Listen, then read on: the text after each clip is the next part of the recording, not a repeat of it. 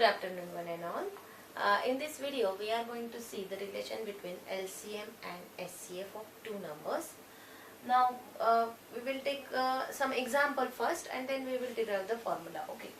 Now we will consider two numbers, simple numbers 12 and 20. Okay. Now we will find the factors of 12. Its factors are 2 into 6, 2 into 2 into 3. The factors of 6, 2 into 3. Okay.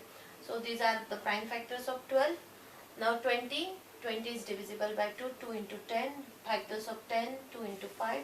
So the factors of 20 are prime factors, that are 2 into 2 into 5. So these are the prime factors. Now what is SCF? SCF is we have to write the common factors and we have to take its multiplication.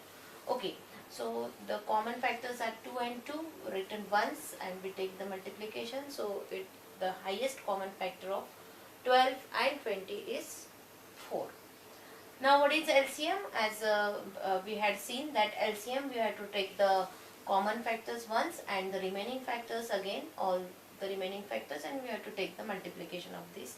So 2 we written here, 3 and here it is 5. So 2 into 2 into 3 into 5, that is 60. So LCM of 12 and 20 is 60. Okay. Now we will do one thing, that LCM and SCF, we will take the product of these two numbers, that is 4 and 60. 4 and 60, it is 240. Okay. Now we will take the product of these two numbers, that is 12 and 20. 12 to the 40, so it is 240. 12 into 20 is 240. Now from 1 and 2 what we get, that LCM and SCF, its product is equal to product of these two numbers. So 240 is equal to 240. So SCF of 12 and 20 multiplied by LCM of 12 and 20, that is equal to 12 into 20. So LCM of A and B, in general what we can say, LCM of any two numbers into HCF of any that two numbers, that is equal to product of that two numbers.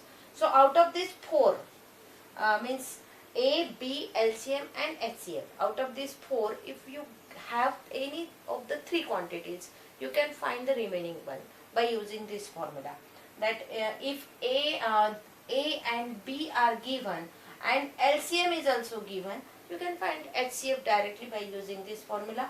Or if LCM A and B are given, you can find SCF. Or if A and B are not given, one of these things are given, that is A is given and B is not given, but LCM and SCF are given, you can, using this formula, you can find the remaining one, the fourth quantity. Okay, so that's all.